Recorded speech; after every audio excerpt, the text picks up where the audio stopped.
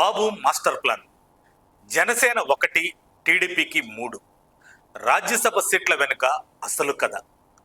ఆంధ్రప్రదేశ్ రాజకీయాల్లో మళ్లీ చాణక్య వ్యూహం పనిచేసింది. ఢిల్లీ ఒత్తిళ్లను తట్టుకొని జాతీయ పార్టీలకు చెక్ పెడుతూ ముఖ్యమంత్రి నారా చంద్రబాబు నాయుడు మరోసారి తన అసాధారణ రాజకీయ చిత్రతను నిరూపించుకున్నారు.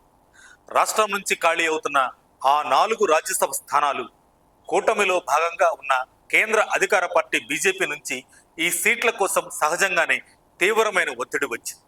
ఏపీ నుంచి తమ నేతలను పార్లమెంటుకు పంపాలని ఢిల్లీ పెద్దలు ఆశపడ్డారు. ప్రస్తుత సభలో తెలుగుదేశం పార్టీకు 2 సభ్యులు ఉన్నారు. ఒకరు సానా సతీష్, 2 కనకమేడల రవీంద్ర కుమార్. ప్రస్తుతం ఖాళీ అవుతున్న స్థానాలు వైసీపీకి చెందిన పిల్లి సుభాష్ చంద్రబోస్ మరియు ఆళ్ల అయోధ్య రామిరెడ్డి. ఈ రాజ్యసభ టీడీపీకి కీలకం. ఇక అక్కడ ఉన్నది చంద్రబాబు. ఎంతటి ఒత్తిడి వచ్చినా లొంగలేదు. జాతీయ పార్టీల ఆశలకు తావివ్వకుండా మొదటి నుంచి పక్కా ప్లాన్తో ముందడుగు వేశారు. ప్రాంతీయ పార్టీల ప్రయోజనాలకి, మన రాష్ట్ర హక్కులకే బాబు పెద్దపీట వేశారు. బీజేపీకి అసలు ఆశలు పెట్టుకునే అవకాశమే ఇవ్వకుండా కూటమి ధర్మాన్ని కాపాడుతూనే ఏపీ ప్రయోజనాలను నెగ్గించుకున్నారు బాబు. అందుకే అంటారు, పొలిటికల్ గేమ్ ప్లాన్లో ఆయన్ను కొట్టేవాడే లేడని. మరిన్ని అప్డేట్స్ కోసం మా కాయ్ టీవీని సబ్స్క్రైబ్ చేసుకోండి.